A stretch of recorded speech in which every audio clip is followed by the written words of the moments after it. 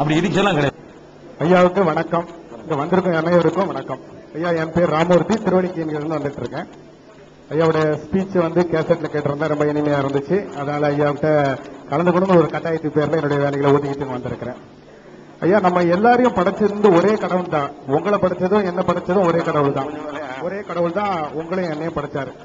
அப்படி இருக்க காலகட்டத்தில் இந்த மதவாதிகள், அது எந்த மதவாதி, இந்து மதமா இருக்கட்டும், கிறிஸ்தவ மதமா இருக்கட்டும், இல்ல இஸ்லாம் மதமா இருக்கட்டும், எல்லாரும் அவங்க கடவுளை மட்டும்தான் வணங்கணும் அப்படிங்கிற ஒரு கட்டாயத்தை உருவாக்குறாங்க. அதுக்கு இப்ப நீங்க இஸ்லாம் மதத்துல அல்லாஹ் மட்டும்தான் வணங்குறோன்றாங்க, கிறிஸ்தவர்கள் இயேசுவை மட்டும் வணங்கணுன்றாங்க. அப்புறம் இந்து மதம் அதுல நிறைய பிரிவுகள் இருக்கும்போது கிருஷ்ணர், ராமர், முருகன் எத்தனையோ பல இதை வணங்கணும்னு சொல்றாங்க. ஆனா நம்மளை படைச்சது என்னமோ ஒரே ஒரு கடவுள் தான். அதாவது இதுல என்ன வேறுபாடுங்கிறது ஒரு கேள்வி. அடுத்தது என்னன்னா, இப்ப நீங்க இருக்கீங்க, உங்களை உங்க மகன் அப்பான்னு சொல்றான், உங்க மனைவி வீட்டுக்காரர் ஹஸ்பண்ட் சொல்றாரு, உங்க அம்மா மகனேன்னு சொல்றாங்க, உங்க பேரன் என் தாத்தான்னு சொல்றாரு. அதாவது ஒரு மனிதன் கொஞ்ச காலம் வாழ்ந்து செத்து போற ஒரு மனுஷனுக்கு இத்தனை பேர்கள் இருக்கு. இப்போ இங்க வரும்போது உங்களை நாங்க சகோதரனா பாக்குறோம்.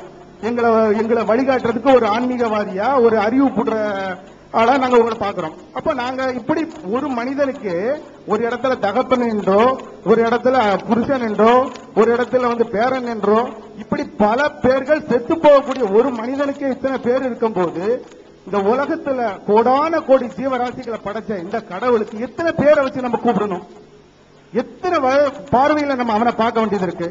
சாதாரண சாகுற ஒரு மனிதனுக்கே இத்தனை பேர்களும் இத்தனை இருக்கும்போது, இந்த உலகத்துல உள்ள அத்தனை கோடான கோடி ஜீவராசிகளை படைச்சு கோடான கோடி மனிதர்களை படைச்ச இந்த கடவுளை எத்தனை பேர்ல கூப்பிட்டா என்ன குறைபாடு ஆகிற போகுது? கடவுளை ஒரு சின்ன மதத்துக்குள்ள மட்டும் வச்சுக்கணும்னு நினைக்கிறீங்க? அது இந்து மதமா இருக்கட்டும், இல்ல இஸ்லாம் மதமா இருக்கட்டும், கடவுளை ஒரு சின்ன மதத்துக்குள்ள கொண்டு வரணும்னு ஏன் நினைக்கிறீங்கிறது ஒரு கேள்வி. அழகான கேள்வி கேட்டிருக்கிறாங்க, ரொம்ப அற்புதமான கேள்வி. இப்ப இறைவன் ஒரு இறைவன் தான் நம்மளை எல்லாம் படைச்சிருக்கிறார். ஏன்னா ஒரு சூரியன் இருக்கு, அந்த சூரியனை யார் படைச்சார்? அவர் தான் இறைவன். ஒரு பூமியில் நம்ம வாழ்றோம், அதை யார் படைச்சார்? அவர் தான் இறைவன். ஒரு கடல் இருக்கு, இந்த கடலை யார் படைச்சார்? அவர் தான் இறைவன். சந்திரனை யார் படைச்சார்? அவர் தான் இறைவன். நம்மளை எல்லாம் யார் படைச்சாரோ அவர் தான் இறைவன் சொல்லும் பொழுது, ஒவ்வொரு மதத்தவர்கள் என்ன பண்றாங்கன்னா, தங்கள் மதத்து கடவுள் தான் வழிபடணும்னு சொல்றாங்களே, அது எல்லா மதத்திலும் இருக்குது, அது என்ன நியாயம்ங்கிறது ஒரு அழகான கேள்விதான்.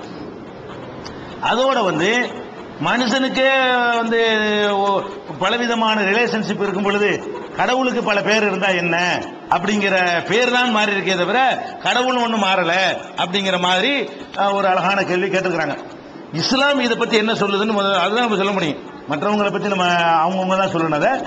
இஸ்லாத்தை பொறுத்த வரைக்கும் அல்லாங்கிறது ஏதோ ஒரு குறிப்பிட்ட கடவுளுக்கு பேருன்னு நம்ம நினைச்சுக்கிட்டு இருக்கிறோம். அப்படி கிடையாது. அகில உலகத்தையும் படைத்து பரிபாலித்து பராமரித்துக் கொண்டிருக்கிற ஒரு ஏக இறைவன் என்ற கருத்தை தரக்கூடிய அரபு சொல் அது, அவ்வளவுதான். இந்த அரபு சொல்லை நீங்கள் சொல்லாம அது ஒரு ஆளுக்கு பேரு இல்லை. அந்த ஏக ஒரு இறைவன்கிற அந்த தத்துவத்துக்கு தான் பேரு அல்லாங்கிறது. இதுக்கு ஈக்குவலான சொல்லு உங்களுக்கு தமிழ்ல இருந்தால் அதை நீங்க பயன்படுத்தலாம். அதுல குற்றம் கிடையாது. இஸ்லாத்துல அல்லாஹ் என்று தான் சொல்லணும்லாம் அவசியம் கிடையாது. கடவுளே என்னுடைய பாவத்தை மன்னிச்சிருன்னு நான் கேட்கலாம். இறைவா எனக்கு அருள் புரிய நாங்க பிரார்த்தனை செய்யறோம். இறைவனே கடவுளேன்னு சொல்லி அதுதான் முக்கியமே தவிர பேர் முக்கியமாக நாங்கள் கருதவில்லை. இஸ்லாம் அப்படி சொல்லவில்லை. இன்னும் சொல்ல போனா அல்லாஹ் என்பது அரபு சொல்லுதான். ஆனால் இஸ்லாம் எங்களுக்கு என்ன சொல்லுதுன்னு கேட்டா, எல்லா மொழிகளிலும் இறை தூதரை அனுப்பி இருக்கிறோம் சொல்லுது. அப்ப எல்லா மொழிகளிலும் இறை தூதர் வந்தா எல்லாரும் அல்லாஹ்னு சொல்லிருப்பாங்க. அல்லாஹ்ங்கிற அரபு மொழி. தமிழ்நாட்டுக்கு வந்த இறை தூதர் கடவுளை குறிக்கக்கூடிய தமிழ் சொல்லை தான் சொல்லி கொடுத்திருப்பார். வடநாட்டுக்கு போன இறை தூதர் கடவுளை குறிக்கிற வரமொழி சொல்லத்தான் சொல்லிட்டு போயிருப்பார். நபிகள் நாயகத்துக்கு தாய்மொழி அரபியா இருந்ததுனால அரபு மொழியில் ஒரு இறைவனை குறிக்கிறதுக்கு என்ன வார்த்தையோ அந்த வார்த்தையை கொண்டு கடவுளை என்னஞ்சாங்க அறிமுகப்படுத்தினாங்க. இப்ப நாங்க எங்களுக்கு கடவுள் என்று சொல்வதோ தெய்வம் என்று சொல்வதோ இறைவன் என்று சொல்வதோ எங்கள் மார்க்கப்படி தப்பு கிடையாது. சொல்லலாம். அல்லாஹ்னு ஒரு ஆளுக்கு பேரு நினைக்கிறீங்க, இல்ல இறைவன் சொன்னால் அவன் தான். அதான் அல்லாஹ்ங்கிறது ஆளுடைய பேர் இல்ல, அது ஒரு தன்மை. ஏக இறைவன் அனைத்தையும் படைத்து பரிபாலிக்கிறவன் என்ற கருத்து தரக்கூடிய ஒரு சொல்லே தவிர அது அந்த சொல்லை கொண்டுதான் அவனை அழைக்கணும்னு கிடையாது. ஐயா சொன்னாங்களா இல்லையா, ஒரு இறைவனுக்கு நிறைய பேர் இருக்கலாம் என்று. அதை இஸ்லாமே எங்களுக்கு சொல்லுது. எப்படி சொல்லுது? ஐயம்மா ததுவு பலகுல் அஸ்மாவுல் ஹுஸ்னா, நீங்கள் எப்படி அழைத்தாலும் அவனுக்கு அழகான திருநாமங்கள் இருக்கின்றன. இறைவனுக்கு ஒரு பேர் இல்லை, நிறைய பேர் இருக்கிறது என்று திருக்குர்ஆன் எங்களுக்கு சொல்கிறது. அல்லாஹ் என்று நாங்கள் அவனை சொல்லலாம். அளவற்ற அருளாளன் ரஹ்மான் என்று சொல்லுவோம், அரபுல சொல்லுவாங்க. அளவற்ற அருளாளன் என்று நாங்கள் சொல்லலாம். நிகரற்ற அன்புடையவனே என்று சொல்லலாம். அனைத்துக்கும் அதிபதியே என்று நாங்கள் சொல்லலாம். அனைத்தையும் அடக்கி ஆள்பவனே என்று நாங்கள் சொல்லலாம். அப்ப அல்லாஹ் என்று சொல்ல வேண்டும் என்று எங்களுக்கு எந்த சட்டமும் கிடையாது. அல்லாஹ் என்று சொல்லலாம், ரஹ்மான் என்று சொல்லலாம், ரஹீம் என்று சொல்லலாம், ஜப்பார் என்று சொல்லலாம், வஹாப் என்று, எல்லாம் அல்லாஹ்வுடைய பெயர் தான், அல்லாஹ்வுக்குரிய பெயர்கள் தான். அது அரபுலையும் சொல்லலாம், நீங்கள் தமிழ்லையும் சொல்லலாம், அதெல்லாம் குற்றம் கிடையாது. அடக்க சொல்லி இஸ்லாம் சொல்லவே இல்லை. என்ன ஒரு விவகாரம் வருதுன்னு கேட்டா, நம்ம தமிழ் மொழியில தெய்வம் என்ற சொல், கடவுள் என்ற சொல், இறைவன் என்ற சொல் அகராதியில் அழகான அர்த்தம் கொண்டு இருந்தாலும் அந்த சொல்லுடைய அந்த தூய்மையை நம்முடைய நடவடிக்கைகளால் நாம கெடுத்திருக்கிறோம். மொழி அழகாக இருக்கிறது, என்ன கெடுத்துட்டோம்? ஒவ்வொரு மனிதனும் ஒரு அரசியல் கட்சியில் நீங்க மெம்பரா இருக்குன்னு வைங்களேன், உங்க கட்சி தலைவரை நீங்க தெய்வங்கிறீங்க, தெய்வமே வருகிறீங்க. அப்ப தெய்வங்கிற வார்த்தை யாருக்கு சொல்லணும் என்பதை மறந்துவிட்டு தெய்வம் என்று மனுஷனையும் சொல்லலாம் ஆக்கிரும் பொழுது, அப்ப 10ஓட 11 அவர் ஆயிடுவார் பயந்து கொண்டு சில சொற்களை நாங்கள் தவிர்ப்போம். அது மாதிரி மன்னர்களை இறைவன் சொன்னாங்க. அந்த காலத்து புலவர்கள் என்ன பண்ணிட்டாங்கன்னா, காசு வாங்குறதுக்காக வேண்டி மன்னர்களை புகழும் பொழுது, மன்னர்னு புகழ்ந்துட்டு போ, வள்ளல்னு புகழ்ந்துட்டு போ, அதிகாரின்னு புகழ்ந்துட்டு போ, கடவுள்னு புகழ்றது அதுக்காக வேண்டி புகழ்ந்தாங்க. கடவுளை அது மாதிரிலாம் செஞ்சாங்க. இன்னும் சொல்ல போனா பொண்டாட்டி புருஷன தெய்வம்னு சொல்ற அளவுக்கு சொல்லி தந்தாங்க. பொண்டாட்டி புருஷனை என்ன செய்யணும், சொல்லணும், வணங்கணும். தெய்வம் தொழால் கொழுனன் தொழுதலுவால் பெய்யன பெய்யும் மழைன்னு வள்ளுவரே சொன்னார்.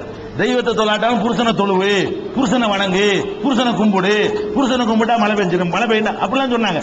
அப்ப இந்த கடவுளை குறிக்கக்கூடிய அந்த சொல்லை நம்ம பலருக்கும் பயன்படுத்தக்கூடிய நேரத்தில் மறுபடியும் அதை கடவுளுக்கு பயன்படுத்த நல்லா இருக்குமா?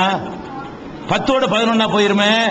அந்த மாதிரி பயப்படுகிற கட்டத்தில் நம்ம அல்லாஹ்னு பயன்படுத்திக்கிறோம் இல்லையா? அந்த சொல்லு தூய்மையோட பாதுகாக்கப்பட்டிருக்குதா? இங்கிலீஷ்ல காடுன்னு தான் சொல்றான். காடுன்னு மனுஷனை சொல்லவே மாட்டான். அது இங்கிலீஷ்ல உள்ள எல்லா முஸ்லீமும் காடுன்னு தான் பயன்படுத்தும், அல்லாஹ்னு பயன்படுத்த மாட்டான். ஆங்கிலத்தில் வாழ்ற முஸ்லீம் பூராவுமே அவன் அல்லாஹ்வை பத்தி குறிப்பிட்டு என்ன செய்வான், காடு காடுன்னு மொழிபெயர்ப்பான். ஏன்னு கேட்டா காடுங்கிறத அவன் கடவுளை தவிர மன்னருக்கோ ராஜாவுக்கோ சொல்லவே மாட்டான். நம்ம தான் என்ன பண்றோம், அதிகமா மனிதனை புகழ்றதுல கூடுனாளுக்கு நம்ம தான். தமிழ்நாட்டு மக்கள் தான் ஒருத்தனை தூக்குனா ஆகா ஓகோன்னு எங்கேயோ தூக்கி வைக்கிறது யாரு? அந்த அளவுக்கு நம்மளுடைய கலாச்சாரம் மதிக்கிறோங்கிற பேர் நல்ல பண்பாடு தான். அந்த நல்ல பண்பாடுங்கிறது எங்க போயிடுது, கடவுளுடைய அந்தஸ்தை குறைக்கிற அளவுக்கெல்லாம் போய் விட்டுருது. அதனால அந்த சொல்றோம். அதனால ஒரு கடவுள் இருக்கலாம், ஒரு கடவுளை நீ எந்த பாஷையில வேண்டாம்னு சொல்லலாம், அந்த அல்லான்னு தான் சொல்லணும் அவசியம் கிடையாது. பரம்பொருளேன்னு சொல்லுங்க, இறைவனை தப்பு கிடையாது, படைச்சவனேன்னு சொல்லுங்க. நீங்க அல்லாங்கிற வார்த்தையை சொல்லுமாறலாம் இஸ்லாம் கட்டளையிடல. நீங்க பிரார்த்திக்கும் பொழுது எங்களை எல்லாம் படைத்தவனே அப்படின்னு சொல்றீங்க, நாங்க அல்லாஹ்ங்கிறோம், ரெண்டு ஒரு ஆள் தான். ஆனால் இன்னொரு வித்தியாசம் விளங்கிக்கணும், கடவுளுக்கு பெயர் தான் நிறைய இருக்கலாமே தவிர கடவுளே நிறைய இருக்கக்கூடாது. வணங்குதா? கடவுளை நிறைய கடவுள் பேரளவுல, உதாரணமா ஒரு ஆளை தந்தைங்கிறோம், ஒரு ஆளை மகன்கிறோம், ரெண்டு பேரையும் கடவுளுங்கிறோம். இது கடவுளுடைய பேர் மாறுதா, கடவுள் மாறுறாரா? ஒருவர் தந்தைங்கிறோம், அவருடைய மகன் தான் இவருங்கிறோம், அவரும் கடவுளுங்கிறோம், இவரும் கடவுளுங்கிறோம். இது ஒரு ஆளுடைய ரெண்டு பேரா, ரெண்டு ஆளா? ஆளே ரெண்டாவது வேற, அது தப்பு, அதை நியாயப்படுத்தக்கூடாது. கடவுளுக்கு பெயர் நிறைய இருக்கலாமே தவிர ஒரு ஆள் ஆம்பளை ஒரு ஆள் பொம்பளை, இதுவும் கடவுள் அதுவும் கடவுளுங்கிறோம். அது எப்படி பேர் மாற்றம் சொல்ல முடியும்? ஆள்ல மாறுது. இது ஆம்பளை கடவுள், இது பொம்பளை கடவுளுங்கிறோம்.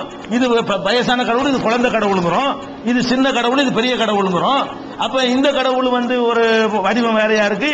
இப்ப உதாரணமா நான் இருக்கிறேன், என்னுடைய தாய் என்ன மகன் கூப்பிடும். மகன் கூப்பிட்டாலும் நான் இப்படித்தான் இருப்பேன், நான் இப்படித்தான் இருப்பேன். என் மகன் என்னை தந்தைன்னு கூப்பிடுவாரு, அப்படி கூப்பிடுப்பேன், என் வடிவம் மாறாது, நான் இப்படிதான் இருப்பேன். அவன் மகன் கூப்பிடுமா, நான் இப்படித்தான் இருப்பேன். தந்தைன்னு கூப்பிடுவேன், நான் இப்படித்தான் இருப்பேன். புருஷன் கூப்பிடுவேன், நான் இப்படித்தான் இருப்பேன். கூப்பிடுற ஆளை பொறுத்து என் வடிவம் மாறுமாண்டா மாறாது. உறவுதான் மாறுகிறதே தவிர வடிவங்கள் மாறுவது இல்லை. நீங்கள் வடிவம் மாறுவது உருவம் மாறுவதற்கு உள்ள வேறுபாடு நம்ம விளங்கிக்கிறோம். கடவுளுக்கு நிறைய வார்த்தைகளை சொல்லிக்கிறங்க, படைச்சவனே, அள்ளி கொடுக்கிறவனே, வள்ளலே, அதுவே இது வேண்டி இறைவனை எவ்வளவுக்கு உங்களால் கடவுளை, இறைவனை, தெய்வத்தை புகழ முடியுமோ அந்த வார்த்தைகள் எல்லாம் புகழுங்க. ஆளை மாத்திரக்கூடாது. ஆளு மாத்தாத வரைக்கும் தான் சரியா வரும். அந்த வகையில் இஸ்லாம் என்ன பண்ணுது, நிறைய கற்பிச்சிடாதீங்க. உங்களை அரபு மொழியில் அல்லாஹ்வை கூப்பிடுங்கன்னு உங்களுக்கு சொல்லவே இல்லை. இஸ்லாம் என்ன பண்ணுதுன்னா நிறைய கடவுளை கற்பிச்சிடாதீங்க. ஒரு கடவுள் தான், என்னுடைய தன்மைகள் மாறும். என்னுடைய தன்மைகள், நான் கோபக்காரனா இருப்பேன், வழங்குறவனா இருப்பேன், மலை இறக்குறவனா இருப்பேன், படைக்கிறவனா இருப்பேன். ஒவ்வொருத்தருக்கு எந்த பண்பு பிடிச்சிருக்கோ அந்த பண்பு சொல்லி கேளுங்க. அதான் விஷயம். சரியா?